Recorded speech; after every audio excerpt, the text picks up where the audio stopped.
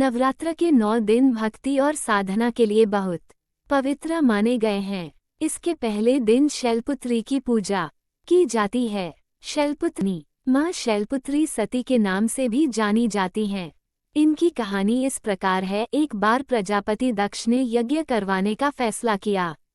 इसके लिए उन्होंने सभी देवी देवताओं को निमंत्रण भेज दिया, लेकिन भगवान शिव को नहीं। देवी सती भलीभांति जानती थी कि उनके पास निमंत्रण आएगा, लेकिन ऐसा नहीं हुआ। वो उस यज्ञ में जाने के लिए बेचैन थी, लेकिन भगवान शिव ने मना कर दिया। उन्होंने कहा कि यज्ञ में जाने के लिए उनके पास कोई भी निमंत्रण नहीं आया है और इसलिए वहां जाना उचित नहीं है। सती नहीं मानी और बार बार यज्ञ में जाने का आग्रह करती रहीं।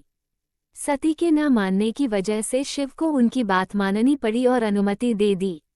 सती जब अपने पिता प्रजापित दक्ष के यहाँ पहुंची तो देखा कि कोई भी उनसे आदर और प्रेम के साथ बातचीत नहीं कर रहा है। सारे लोग मुंह फेरे हुए हैं और सिर्फ उनकी माता ने स्नेह से उन्हें गले लगाया। उनकी बाकी बहनें उनका उपहास उड़ा रही थीं और सती के पति भगवान शिव को भी तिरस्कृत कर रही थीं। स्वयं दक्ष ने भी अपमान करने का मौका ना छोड़ा। ऐसा व्यवहार देख सती दुखी हो गईं।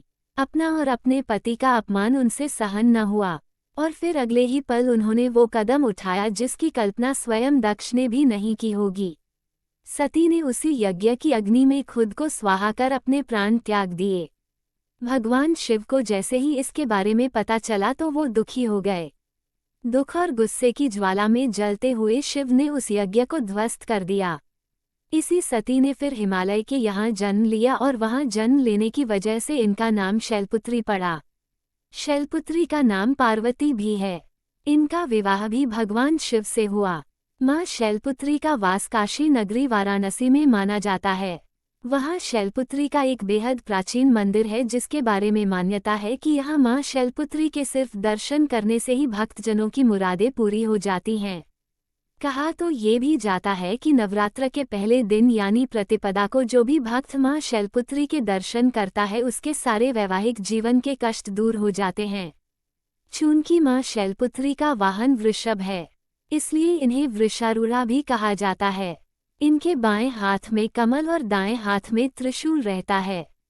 हेलो भक्तों, जो भी आज इस कथा को सुनता है उसकी सारी इच्छाएं पूरी हो जाती है और माता रानी और शिवजी भगवान उनकी हर इच्छा पूरी करते हैं। जिन्होंने नवरात्रि रखे हैं वह इसे लाइक जरूर करे, तो इसे ज़्यादा से ज़्यादा शेयर करें। धन्यवाद धन्यवाद धन्यवाद।